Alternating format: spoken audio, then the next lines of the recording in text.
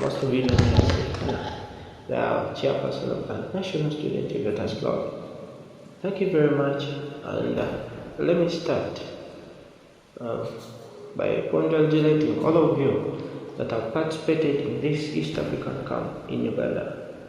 Some have been given new positions in administration. Congratulations. And also, permit me to thank the Office of the Prime Minister for receiving our proposal of the National Student Inventors Club and also representing her in the grounds of innovation and invention, as the theme was invocation to the next step. And also share the subject of Pan-Africanism, as it was, in my view, many years ago. Many of you remember the struggle of Pan-Africanism. Now I'd like to quote some few speeches of Kwame Nkrumah. Africa was one of, he suggested that Africa should have one governance, one currency, and one army, but no one listened. He said that one day, and again later, the independence of Ghana means nothing if Africa is not united. I am not here to teach you about our history, but let me give you a visual example. There is no single African country that has meaningful technology, not a mobile phone, yet the ingredients of making mobile phone are in the Democratic Republic of Congo. Not a single African country produces a car other than assembling completely knocked down kits. There is no meaningful production of pharmaceuticals in Africa. And if there was any doubt, COVID-19 exposed everything. All the African countries, on the 55 of them, were all waiting to receive vaccine from China, America, and we don't know what they are because we don't have the Bureau of Standardization to know. When you ask our Bureau of Uganda, what is the vaccine? They don't know. They just believe it works because Americans have said so. And poor we take research of medicine, they ask, what are your documents of standardization? Apparently, I've made Cereals food supplement. It is an immune booster that it accepts the body to carry out natural elimination of diseases because it's organic. And that is the answer they gave me. So, we need to pray for our country so that we are united and stop having wars amongst each other. Let's stop being in fear with our own neighbors and we fight hard so that we can get united as East Africa and Africa at large. Africa is weak. Uganda is weak. Even this magnificent building I'm standing in right now, it's beautiful. I suspect it was not erected by Ugandan engineers. When I see the sewage in this building, I suspect these are the Chinese. That is how weak we are. That is how weak we are. And this is reality for our mother continent. This is because we are politically weak, economically weak, and socially disorganized. We are culturally and spiritually confused. Oh my God. The spirit of Pan-Africanism disappeared many years ago. Let me mention some of the areas we are weak in. We are weak politically because no one listens to us. How can someone listen at you when he's giving you? I think you are getting my statements.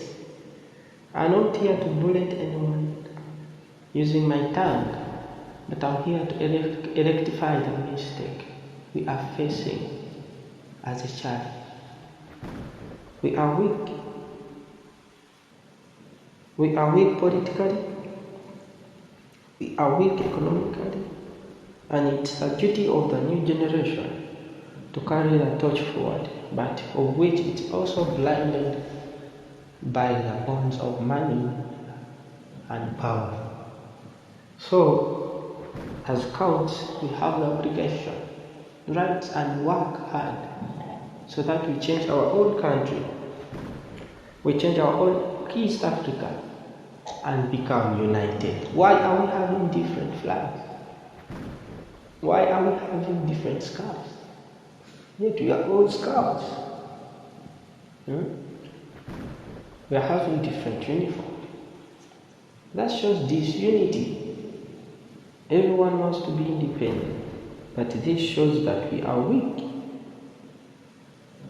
So, I didn't want to talk about more Pan-Africanism. I was here to talk about innovation and innovation.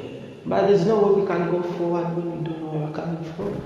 Because this is not my first time to carry out an exhibition. They have always been promising me the government, but it's only the whites who come and help in, of which they take our genius ideas to their countries and they make better things. I'll give an example of the spraying drone. We had this idea 5 years ago, and I am the masterpiece of this idea. I tried to make a gift, and one Chinese saw me, so he took the paid document. Of course, I had no money to carry on my project, so I accepted it so that I can still carry on my projects, thinking it's helping. Yet he transferred the knowledge to their country. So we say different things and we work differently. That's not the spirit of Pan-Africanism. So we have to act as binders, as the young generation, for the whole Africa to create a bliss of unity amongst ourselves. Today, many African leaders have got used to trappings of power. Power. Absolute power corrupts absolutely. It is very rare to find an African leader in Africa to live power freely. For example, His Excellency Mwalimu and Nelson Mandela have given us a base to look at, but no one can see this because power is weak. Someone cannot withstand every day being saluted to and leave all those things. 7 cars escorting me where I'm going. I bypass people in town because I'm in a hurry. This is what people want. And in reality, this is dust. So let's pray for our country and let's pray for East Africa. We have founded up this East African Scouts Inventors Club, and I believe one day it will be Africa Scouts Inventors Club. And not only inventors, it will be as Africa Club, so that we can make a difference not only in the invention of ideas and empowering the youth, but also having a stable economy whereby we are sharing commodities in Africa. But we don't trust ourselves, yet we trust people from abroad. As I conclude, power in Africa is now hook and scoop. I get it in that way, and also I leave it in the same way, because the trappings of power are good. They are good. If you look at, let me give an example of the treaty of East African Community, that there shall be commonwealth, common currency, political federation, that would have happened in 2020. In the East African Community should have its first president in 2010. That is now 14 years. There is no success. I hope in our population and generation it will be there, so that will make a difference. Unity is not easy, but as we believe, we can make a difference. We change all these things that are going on so that we can have one telephone code, one currency, a single immigration, and a single army. This is a way where tribal instincts will be damaged, because most of the things disturbing us in Africa, tribes, this tribe was overtake the other, this religion was overtake the other. Where is it in America that the Masoga, the Mahima are taking on this? Where is it? They don't have them. That's why we are facing a challenge in Africa and East Africa at large. But as long as we see Pan-Africanism as a romantic idea, as a centrism which we debate upon, we shall remain the same as we are. I see Africa in 50 years' time, if we remain the same, that many African states will break into different countries and terminus countries. We shall have more than 100 countries in Africa, each claiming for self-determination. And it's already happening. Uganda will break, Kenya will break, etc. Look at South Africa right now. The whites in Western Cape have delivered a petition that they want their own country. The only way to immunize this is to become united. I'm not the speaker of the day, and I've not talked about the theme of innovation. But there is no way we can innovate, yet they are taking our ideas. We shall be imitating. That's not innovation. But I believe, and I trust the Prime Minister, and hopefully she's not caught up with the spirits of power. She does not change so that we fight this fight.